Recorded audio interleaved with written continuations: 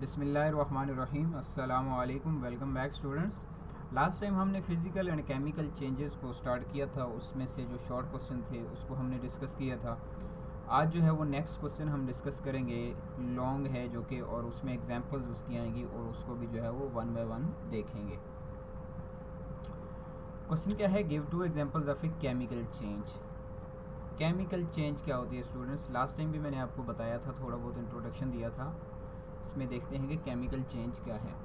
When two or more elements combine chemically to form a new substance, the change is called a chemical change.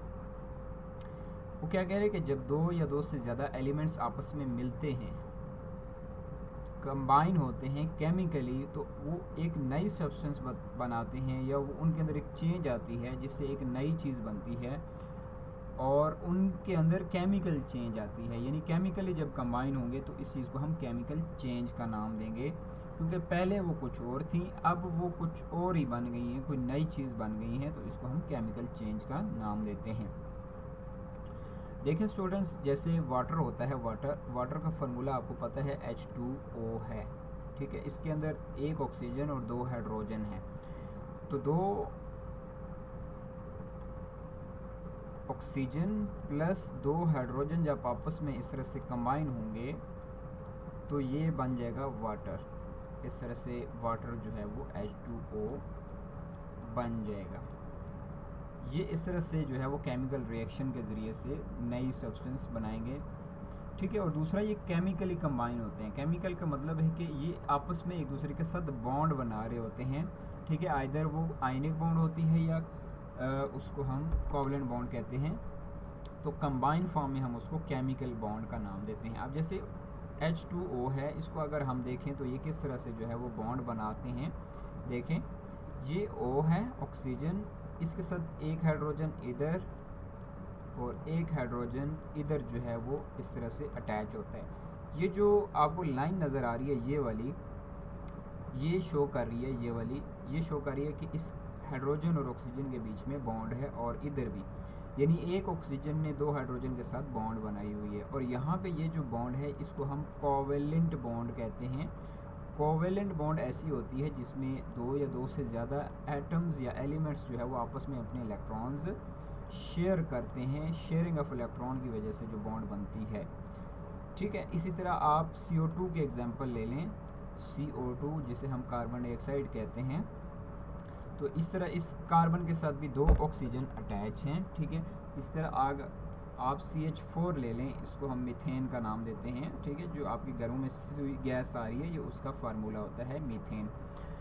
तो इस carbon के साथ चार hydrogen इस तरह से अटैच होते हैं ऐसे, ठीक है। ये जो चार बॉन्ड्स होती हैं ये हाइड्रोजन अटैच होते हैं, तो ये भी जो है वो केमिकल बॉन्डिंग के ज़रिए से अटैच होते हैं। तो ये केमिकल रिएक्शन जब होता है तो उसके रिजल्ट में यहाँ पे जो है वो केमिकल बॉन्ड बनती है और केमिकल चेंज आती है।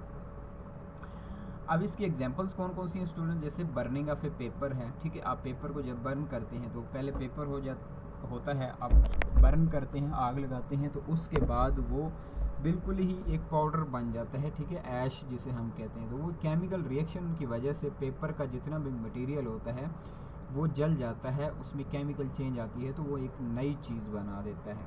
नेक्स्ट देखें, बॉयलिंग ऑफ एग है जैसे, ठीक है।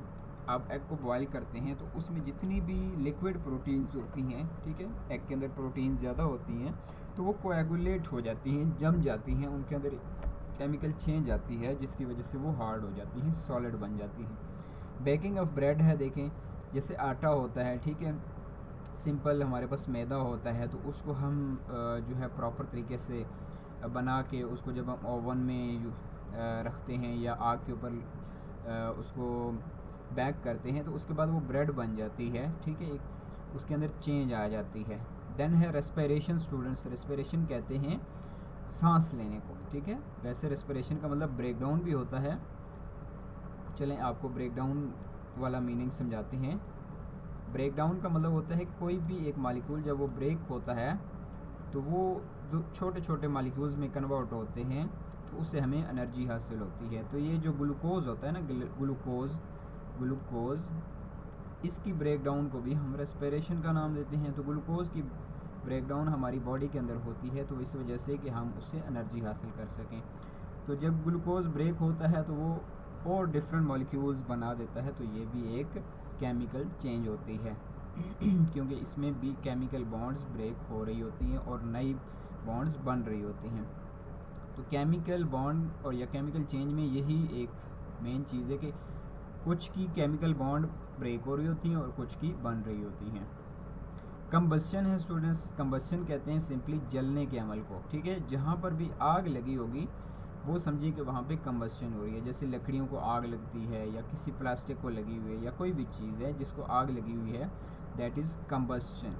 तो उसके अंदर क्या होता है स्टूडेंट्स, ऑक्सीजन की मौजूदगी में जो है वो चीज़ जल रही होती है, तो ऑक्सीजन उसके अंदर खर्च हो रही होती है, कंबस्ट हो रही होती है, तो वो चीज़ जल रही होती है, तो उसमें जो है वो हीट भी एक तो रिलीज़ हो रही होती है और साथ में जो है वो केमिकल चेंज भी आ रहा होता है। जैसे लकड़ी को अगर जलाएं तो पहले वो वुड लकड़ी होती है, तो उसके बाद भी वो पेपर की तरह ऐश बन जाती है, जैसे पेपर को जलाने के बाद, तो वो दोबारा अपनी ओरिजिनल हालत में नहीं आ सकती, तो वो बहुत मुश्किल प्रोसेस होता है, ठीक है। तो इसको कंबस्शन कहते हैं, यानी आग की मदद से जलने वाला प्रोसेस जो होता है, that is combustion. Rusting of iron देखें स्टूडेंट्स, आपने नोट किया होगा अगर आप आयरन को बारिश में रखें कुछ अर्सा के लिए तो वो रस्ट हो जाता है, ठीक है, उसको जंग लग जाता है। तो ये रस्टिंग ऑफ आयरन भी एक केमिकल चेंज है कि ऑक्सीजन की मौजूदगी में और वाटर की मौजूदगी में जो आयरन होता है वो रस्ट हो जाता है, वो जंग पकड़ जाता है, यानी वो ख़राब हो जाता है। उसके अंदर चूँकि केमिकल रिएक्शन होता है, केमिकल रिएक्शन के रिज़ल्ट में तो उसकी जो शेप है या उसकी स्ट्रक्चर है वो चेंज होना शुरू हो जाती है। तो स्टूडेंट्स ये था केमिकल चेंज, होपफुली आपको क्लियर हो गया होगा। नेक्स्ट लेक्चर के अंदर हम इंशाल्लाह फिज़िकल और केमिकल चेंज का जो डिफरेंस है उसको हम देखेंगे और उससे रिलेटेड जो एग्जांपल्स हैं उनको भी हम डिस्कस करेंगे। अगर आपको कोई क्वेश्चन हुआ तो आप कमेंट सेक्शन में पूछ सकते हैं। थैंक यू, अल्लाह हाफिज़।